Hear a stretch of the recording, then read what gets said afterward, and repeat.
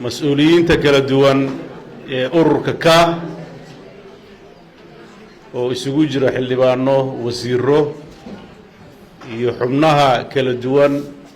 ee heer degmo Garowe heer gobol Nugaal iyo heer golaha dhexe dhammaantiinba assalaamu calaykum waraxmatullaahi wabarakaatu marka ugu horeysa waxaan u mahad celinayaa gudoomiyaha ururka ka ee gobolka Nugaal oo barnaamijkan qabanqaabadiisa lahaa isaga iyo xubnihiisa kala shaqeeyay ee fulinta iyo ciddii gacan ka siisay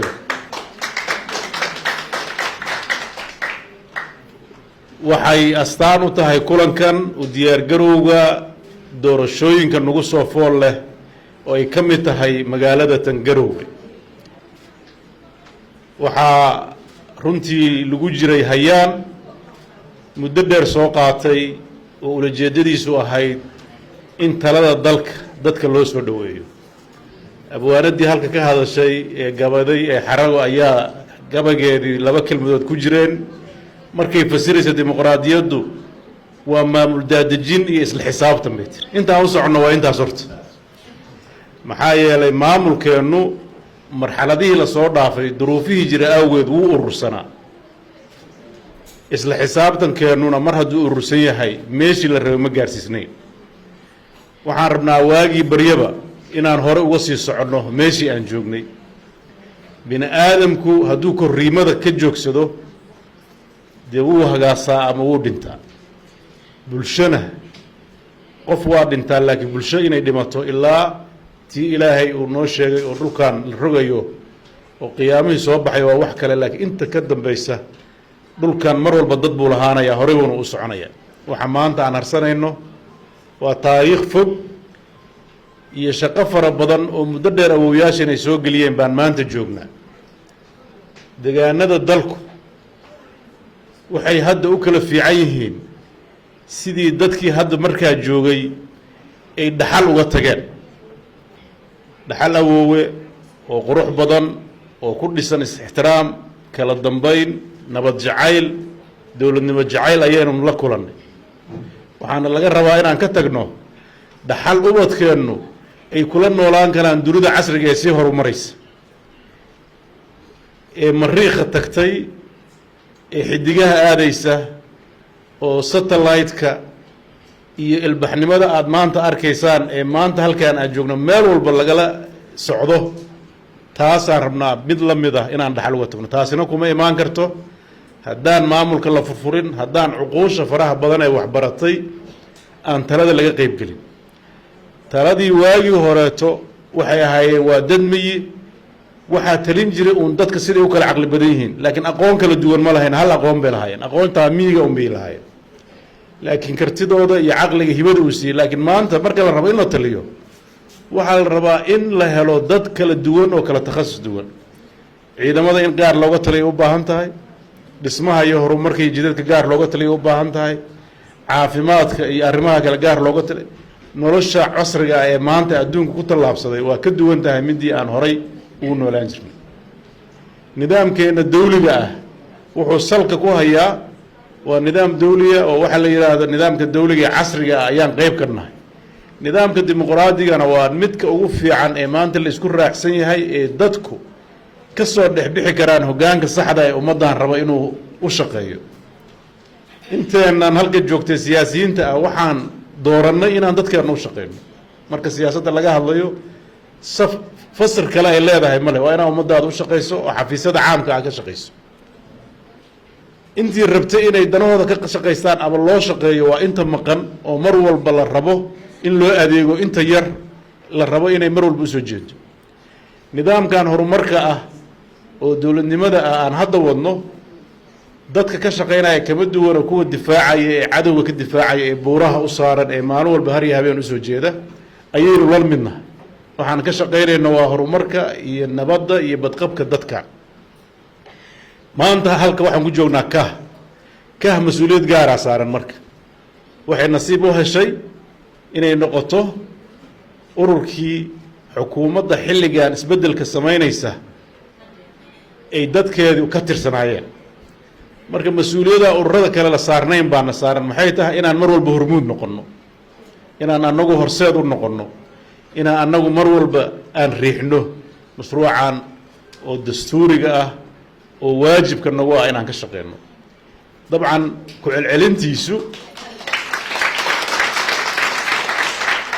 celcelintiisu mararka qaarkood waxay u ogaanaysaa inay dadku diyaar u ahayn laakiin sidaa ma aha mashruucan waa dastuuri waa xaq dastuuriya wuxuu u qabsoomi waayey duruufihii lagu jiray ayaa ahmiyadda iyo hortabintu waxyaabo kale lahaay maanta maalin ay ka habboon tahay marka ma jirto marka waxaan rajaynayaa ururka kaah oo hormuud uu u yahay gobolka nugaal oo caasimaddii in ay iftiinkan magaceennu waa kaah kaahaas waxaan rabnaa inuu puntland ma ahane soomaaliya geeska africa inuu ka ifaan rabnaa hadii lahaa wax walba maalin bay bilowdaan aniga shaki igama jiro in mashruucan uu hirgelayo kahna guulaysanayso waxaan rabnaa inaan marka horeeto annagu ay dhab naga noqoto waxaan rabna inaan ka shaqeyno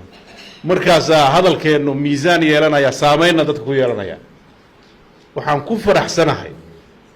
ilaa maanta iyo habeenadii dhaweyd oon la kulmaayay xubnaha ururka kaah taalantiga iyo siday daacadda ugu yihiin gabdho iyo wiilalba oo naftooda iyo wakhtigooda u horayaan oo ay ka muuqato tiraabtooda iyo tixdooda heerka ay ka taagan tahay inay bulshadooda ay wanaag gaarsiiyaan oo geedi caalale u raraan waxa weeye waa wax runtii qofkii damiir leh uu ku dhiiran doono ididiilana gelinaysa wixii tegey waa tegeen wax tege tiigsimaad malaa la yidhi waxaan ka shaqaynayna waa mustaqbal iyo waxa maanta jooga waxa aan u shaqaynaynana waxa weeye sidee gurigeenna u quruxsannaa ma wax kalea ku weheliya ma weheliyaan war talada aan wadaagno macaabba ninka diidan muxuu diidan yahay ani ma garan karo runtii waxaa aniga iga go-an waxaa dad iigu dhow ninkii tala wadaag ila ogol waxaa dad iigu dhow ninka doonaya dadkan inay horumar gaaraan hadday dadkaan rabin inay horumar gaaraan meeshaan ma fadhiyeen wakhtigii aan ogaa 3 degmo doorashadii ka dhacday dadkii iyo dumaradii iyo odayaashii iyo dadkaan ogaa ee wakhtiga geliyey ma waxaa la odhan karaa doorasho ma rabin taariikhdu weligeedii allaheed ilaa iyo nebigii laga soo bilaabo dad mar walba warxmatashiilo wax diidda waa la sheegi jiray soo ma miyaa la waynaya taas marna la waayi maayo qof laba aflaana lama weynayo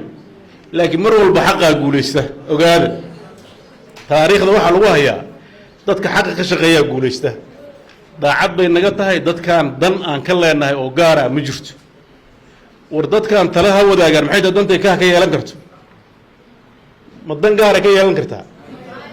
xukunkay rabtaa inay ku joogtay leeyihiin oo runteen kaah inaan xukunka sii joognaa rabnaa soo inaan ku soo baxno ma rabno yaa been inaan ka shaqeyno ma rabno laakiin kaah ummadda waxay u wadaa inay kaah gaarsiiso oo iftiini barwaaqo gaarsiiso waxaanse diyaar u nahay tartan qof iyo cod ah xataa haddii tartanka ilaahay ma saabixi aan ku guulaysan weyno ururka kaah waan ka sii shaqeynana kan ku xigaan sii tartamayna nidaamka aan raadinayna waa kaas horta ururka kaah waxaan rabnaa inuu 100 sano jiro annaga maanta waa joognaa jiilka dambe inay sii jiraan aan rabnaa mashruucaani waxa weeye waa mashruuc kii hore 24 baa lagu sheegaa soo maaha mid aan qorsho fiicnayn hadduuba 24 gaaray midka dadka dhan wada leeyin intee gaaraya ma 100 sano ka yaraan karaa wixii dambe oo 100 sano ka dambeeya haddii casriye kale soo baxaan dadkeeday u taalla annagu hadda kama sii talin karno laakiin tan aan u jeednaa soo maaha tan waxaan rabnaa marka dhidibba adag inaan u istaagno dhallinyarada iyo haweenka waxaan kula dardaarmayaa dabcan xafladaan iyaga gaar u leh bulshadeenna 80% haddaysan ka badnayn 90 oo haweenka cimri kasta ay joogaan lagu daro oo dhallinyaradooda iyo waayeelkooda lagu daro 90% bulshada waa iyaga haddaysan ka badnayn ma been baan sheegaynaa dhallinyarada dadaa waxay u yaqaanaan wiilasha 20 jirada annaga ruuxaddeen dhallinyaradan ku jirna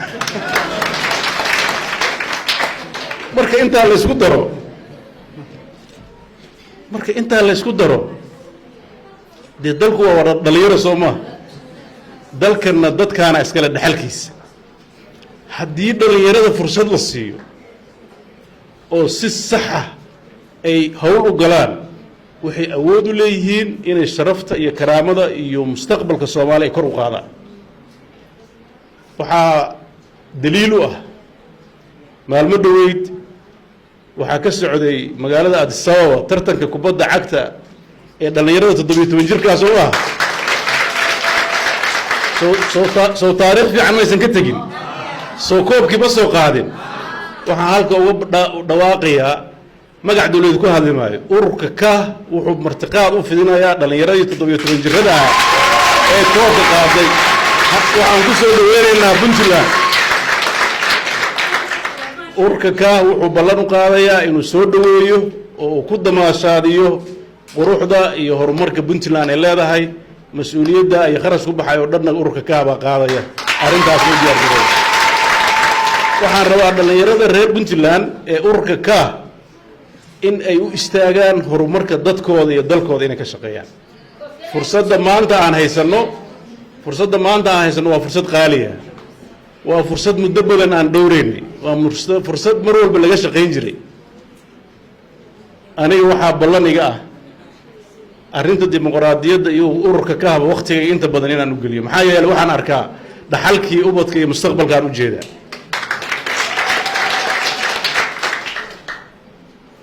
ninka wax kale ka shaqeyn jiray waxaan u baahannahay inuu fahmo ururka ka wuxuu doonayo ururka ka dan gaara ma rabo wuxuu rabaa dan caana iyo talo la wadaago rabaa danta caamka iyo talada la rabo in la wadaago waxaan oran karaa qofka diidan uusan fahamsanayn kaliya annaga waxaana laga rabaa inaan fahamsiino hadduu shaki jiro shakiga waa ka saarayna waxaase rabaa inaan dhallinyarada u sheego mar walba waxaa nasiib darro ah ninka xataa fahamsanoo raba inuu wax khaldo ciddu wax ku khaldaayo dhallinyaro wey marka dhallinyaro way maanta horta jaanisa haysataan gabdhaha iyo dhallinyarada waxaan rajaynayaa intii bele kale caadifadooda ka faa'iidaysan lahayd xubnaha ururka ka inay waqti badan geliyaan dhallinyarada sidii u jehayn lahaayeen waxaan halka baaq uga dirayaa ururada siyaasiga ah ee reer Puntland shaqadii oo leh doorashada waa bilaabatay hadhow yaan la is eedayn shaqadiina qabsada qolo walba waxa la rabaa ololaheeda shaqo inay qabsato annaga ololaheena waa wadaynaa meel walba 9 gobol iyo 37 degmo waa ka bilaabeynaa haddii ilaahay dadku inuu isku soo baxo wada hadlo kharash bay u baahan tahay maalin walba wixii ay ka hadlaya fiiri hadda wax ay u baahan kharashka la sheegay in la yaabana inaan isu nimaano hadalno ma dhibeen ugu haysataa meediina dhalinyarada way iyaga ka qayb qaadana intii soo ka matiidin duubaysa hadda kharashaydan ugu baahna adduunkana waa maqlaaya soo saas maaha wacyi gelin way waxa la rabee wacyi gelinta yeynan ka dhigin haddii ururadu naga noqdaan sidii hay-adihii loo fakari jiray horta annaga hore uma soconayno waxaa la rabaa ruuxda ah in tadawuc iyo waqti la geliyo inay waxa kan masiirkeenni weyso maaha hawshaas aan gelino wixii aan iska ururino ayaan ku horumarinaynaa ururada sidaa maaha dowladdan waxay diyaar u tahay sidaad ogtihiin si siman ayay ururadu wax ku tabarucday maxaa yeelay ma aha isu soo baxyada keliya kharash ku socda ururada waxaa ku socda xafiisyo waxaa ku socda howlwadayno joogto ah kharashaad kalaa jira inta dadku ka baranayaan inay tabarucooda joogto u bixiyaan intiina halka joogto ururka ka tirsan lacag kala bixin bishii hal bil kamida inta shaaha ku cabtaan kaliya ururka sanadiisa ku shubo waa hal maalin kaliya ninkii biibitooyinka caadiga ka cabana waxaan u malaynayaa laakiin Montessori ku wataga waxa la yiri $3 iyo way soo maaha lacag naga badan way inta dawladda u shaqeysa iyo shirkadaha gaarka ah qofkii hadduu bishii $10 bixiyo lacag fara badan baynu helaynaa waxaan rabnaa xubnaha ururkana inaan badino soo galaya tabaruca inaan xoojino isla xisaabtanku inuu anaga naga bilowdaan rabaa haddii isla xisaabtanku naga bilowdo khasnadeena waxa soo gala in la sheego inay bayaan noqoto habka doorashadeena iyo madaxdeena ruuxadeeda ayaantii hore degdeg baan ku galnay dib baan u fiirinaynaa dhallinyaradana waa u badinaynaa iyo haweenka fursad baan siinaynaa ay isku hogaamiyaan dalkana ku hogaamiyaan waxay ila tahay ka وصاحب كدو دليردا يعد والبا ودريميس إني فرصة ويسي فرصة دي ما أنت واتن ملاك فرصة باهي ستان وأنا لسوت جابي هذا الماء هذيك واحد تري بدحت ما أركي جري ما أنت دبر كي يافدي هو فرصة وين وي برينا دنيا يافدين دونتا اسكو مالان كعودين دونا دنيا يافدين دونتا مركا وحاربنا برنامج كان دنتنا كوجرته هرمركنا كوجرة أوركا وحارو رجينا يقول إيه تاريخ أن دوغوبين إلى هيرنكيس تاريخ ذا كل ركاهي يسدوغوبين باربا اللي يردا يقبلها داعد وآه هرمركا دتكودا أوركا وقت يبدنجلي سيجاران وأمانية وأنوهم بليانية وحن ربائنا أن هلك كحصه قبله دقمة إيل يوفين يقربه يدتكي حمناها قولها دحكة السنة جرمتك وقلت الشغادي قروح بدنا تسوق يقبلها إسحل قامي يقول دقموين كود ويلي اللي قاري الشغادة كبلها بالسيدة حاو إيو سهير إيو وهذا واهر بدياري إن مارت بورتلي بورصالح دياريين وهو دنجر إيو جريبا إيو مارت كل إن دياريين يجونا يحن قالوا لنا هالك على الشيء مركا مشروعا وقاروين وترين ويرو هذا نكى هورستاج يستقون با هالس كجرا يا جد قولين واسكت عيان لكن نكى ترين دول هورستاج بروق بسرعة يا إسقى أكو ريرا يا وحرجينا كان يواد دقاقي ما هو كان نقد متجوه دب كيسان وطه معيد كلا ودورت يا سودت كريم بنتلان ما بنتلان على كحكتها وحرجينا يا مشروعان ومشروع دستورية هيئتها الدولة ودم بأنسحية دستور كوكيا لا حرر كوش غيرها يودم دولة دا بأنسحسي قولها وزيرين يقولها برلمان كم مري مال والبين مرين نينكي دود قبض دوده ونوفرنان دونان نينكي ترتن قبض صاحب لغو ترتبه ونوفرنان دونتا نينكي وحكا لوطنه شرعي يا دولة ووجهده من الشرعي كوين باجره هل يصدرته مشروع درة ونقدر ده يدور شمر ابن محوكة هذا مرك يا مرك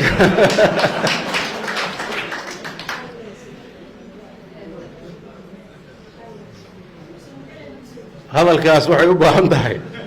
أنا هذا برنامج أوصل بحفظ ياسر وكذا نكي ورهية هل ووضع دودين وحو مشكلة من أنا قدوميها ورك كاها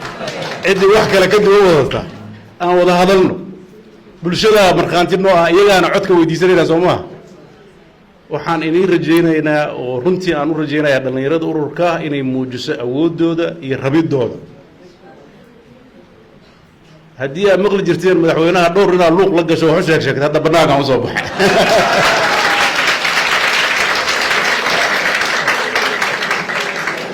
إلا ما أنت يشتري سوميرو باللي متجوكين يا وحايش يكتان عن كل شقين دونا بلن تاسع وروحي عن سؤال كيدون كنا مرنة إسحارية نظام كي أنا هلك كويمين وحا أقدر لها أنا كنكو جارو لكن كي أنا أقاعد كم نقول قرط عندي تلاقي قدام بيسا أوروبا تدك كينو وش قيسنا waxaan u farayaa kaas mid ka duwan oo ah doorashada waqti ha iska gelin haddaad rabto dadka inaad shaqaysid maxaa yeelay qof sameeyo sacrifice waa loo baahnaa si looga gudbo laakiin nidaam lagu noqon karo meel lagu dad loogu shaqayn karo maaha xaqiiqda marka loo hadlo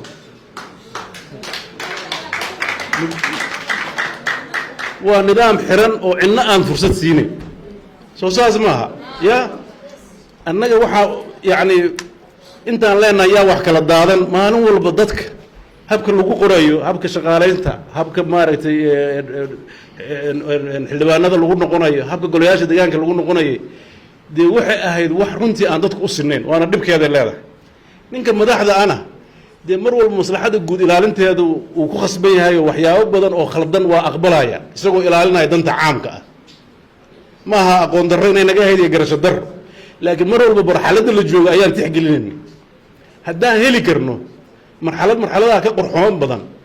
dee waa midda qof walba oo bini aadana uu jeclaan lahaa inuu arko haddaan ogahay in dad kala dambeeyo oo qorshe leh iyo dowlad heer degmo iyo heer gobol iyo qorshayaasheeda soo dabaysa madaxda sare maxaa u imaanaysa wax lagu soo heshiiyey protocol buu leeyahay soo ma madaxweynuhu ma wax kaluu leeyahay maamul daadegsan hadduu og yahay ma cid baa ay dhihi lahayd kaa madaxweyne ceel noo qada iyo hadda sida laygu yimaado ceel in la qodo soo dadka deegaankaas inay qorshahooda samaystaan ma ahayn golaha deegaanka inay isweydiiyaan soo ma ahayn dowladda dhexan inay fulisaan laga raba marka wax la qaybinayana waxaa la rabaa guddiyada iyo wasaaradaha iyo baarlamaanka sharciga lagu soo doortay inuu nin walba platformkiisa qorshaha dowladda in waxaa la rabaa hortabin loo sameeyo oo barnaamijyada laga ansixiyo horta meesha ummaduhu aadeen waa halkaas haddii sida dadka qaarkiis ay jecel yihiin inay xukun jecel yihiin waxaasaan iska haysan lahaa anigoo hadda waxaan abaal baan u sheegan lahaa maxaa abaal ugu sheeganaysaa shaqadaadii waa ninkaan maadaa wax siiyey waa wixii siiyey sida madaxda qaybteed u dhaqmayso waxaa moodaa hadduu degmada wax u qabto inuu leeyahay abaal baan degmada maxaa degmada abaalka ku leedahay tahay shaqaa gudanaysaaye shaqadaada gudo adaa soo doontay ma cid la khasbay baa jirta hadda inuu siyaasadda ka qayb galo inteenna halka joogta ururka ka ah inaan ku biirno ma cid baan ugu khasabtay waxaan rabnaa ummadeenna inaan u shaqeyno wacyiga siyaasiga ah waxa aan u baahannahay inaan doodaha furno oo la wada hadlo midna waa iniga digaya inaa khaldantaan ha ka baqina isdhaliila khaldama wax sheega ha la wada hadlo xaqiiqadu waxay noqonaysaa faa'iido un bay keenaysaa khasaare ma keenayso gabdhaha waxaan rabaa inaad cod dheer aada la istaagtaan mimbarada oo ka hadashaan haddii mid niili diido xataa idinku samaysta yaa iniga horsaagi karaa dooda aan badinno dadkeenna aan la hadalno wacigeenna aan kor u qaadno dadkeenna dad xun ma aha xaqiiqda marka loo hadlo wayna rabaan laakiin waa laga hadalsiinayn soo maaha dowlad diyaar waa inay dadka ka hadalsiisaa maanta inay joogta waa wada hadlaynaa horumarkaan ka shaqaynaynaa ninkii xujo qabana waan la doodaynaa ninna kama hor istaagi karo dadka doonistooda waxa keliya oo dadku ay ku kala saari karaan dadka waa inay kala doortaan kii hadda markaa u arkaan inuu yahay kan ugu habboon inuu dadkan u shaqeeyo cod in lagu kala saaro wey doorasho mar walba waa dhacaysa iyo doorasho kooban baa dhacaysa soo ma doorashooda magaalooyinkeenna ka dhacda ama golayaasha deegaan ka dhacda ama baarlamaan ka dhacda waxaa wax dooranaya cid aan isaga la soo dooran intaas way horta wax la saxa inaad fahamtaan golayaal deegaan waa jiray soo maaha waxbay dooranayeen laakiin iyaga lama soo doorana waa la magacaabay meesha loo socdo baarlamaanku waxa weye waxbuu dooranayay laakiin isaga lama doorana waa lasoo magacaabay inta la rabo inay isbedesho waxa weeye oo ay quruxda keento dad la soo doortay oo xambaarsan aaraa iyo afkaar iyo qorshayaal iyo dano dad ay mas-uul ka yihiin inay dadka wax dooranaya noqdaan weye markay taas dhacaysana waxaa yaraanaya khaladaadka ka imaan kara dadka la doortay hadday ka timaado qofka khaladna isla xisaabtan baa imaanaya waa laba faktor oo muhiim ah oo dowladnimadeenna iyo daldhiskeenna aasaas u ah marka kaa haddaynu nahay waxaan rabnaa inaan u diyaar garowno horumarkaa bulshada hoggaankeeda inaan noqonno waxaan diyaar u nahay ururada kaleeto inaan saaxada iyo degmooyinka inaan kula tartanno waxaan rabnaa degmooyinku inay ka soo baxaan golayaal degaan oo danta dadka ka shaqayn doono ilaahay idankiis shaki ku iigama jiro degmooyinka ugu badan waynu ku guulaysan doonaa kaah waxay noqon doontaa hoggaanka ururada siyaasiga ee maanta jira kuwa kalena waxaan u rajaynaynaa khayr maadaama tartan naga dhexeeyo colaadi nagama dhexayso waxaan u kala tartamaynaa annagaa inaga fiican iyo idinkaa inaga fiican annaga waa hubnaa inaan isfiicanno dalkaan daacad u nahay hadday iyagu tabar hayaanna tartankaan ku kala baxaynaa laakiin dowladdaan nahay kuma dulmayno waxaa daliil u ah saddexda degmoo la doortay habacsanaantii annaga nagu timid baa degmooyinka noolaga qaaday soo maaha ugama ciil qabno kuwa dambe diyaar garowgaan kordhinaynaa isbeddelka xagga hoggaankaan dib u fiirinaynaa hadday shalay aan mashquulsanayn oo doorashooyin kale ku mashquulsanayn maanta tan keliyaan ka shaqaynaynaa duruufteenna waa isku ceshanaynaa dalkeennana waa ka wada shaqaynaynaa danihiisana isku mid baan ka noqonaynaa waa wada hadlaynaa haddii la kala maqan yahay waxaa laga yaabaa aragtiyo kala duwan in maaragtay ay wareegaan waxaan rabaa qof kasta oo dhallinyaro ah ururka kaah ka tirsan inuu noqdo safiir kaah meesha uu joogo laba shay inuu ka shaqeeyo fidinta barnaamijka xisbiyada badan oo ah mashruuc dalka Soomaaliya iyo Puntland ku cusub oo si gaar ah rabo inuu ka shaqeeyo mashruuca labaad waxa weeye inuu fikirka iyo aragtida iyo qorshayaasha ururka ka uu sharaxo waxaan ka codsanayaa mas'uuliyiinta golaha dhexe iyo heer gobol iyo heer degmo iyo kulligeenba inaan dib u qorno oo u sharaxno mabaadiida ururka iyo siyaasaddiisa oo dadka u akhrino si qofku wuxuu sheegayo u noqoto wax sax ah oo mabaadii sax ah oo rabo inuu ku shaqeeyo hadhow lagula xisaabtamo tii horeeto hadda waxay ahayd tijaabo tani waa ciyaartii rasmiga ahayd marka waxay u baahan tahay diyaar garowkii hore ka tirsan waxaan idin rajaynayaa horumar kaaguul horumar baan idin rajaynayaa dhammaanteenna waxaan rajaynaynaa inaan noqono kuwii taariikhdu ay xusto oo isbeddelka Puntland hormuudka u noqdo aad baa u mahadsantihiin wasalaamu calaykum waraxmatullah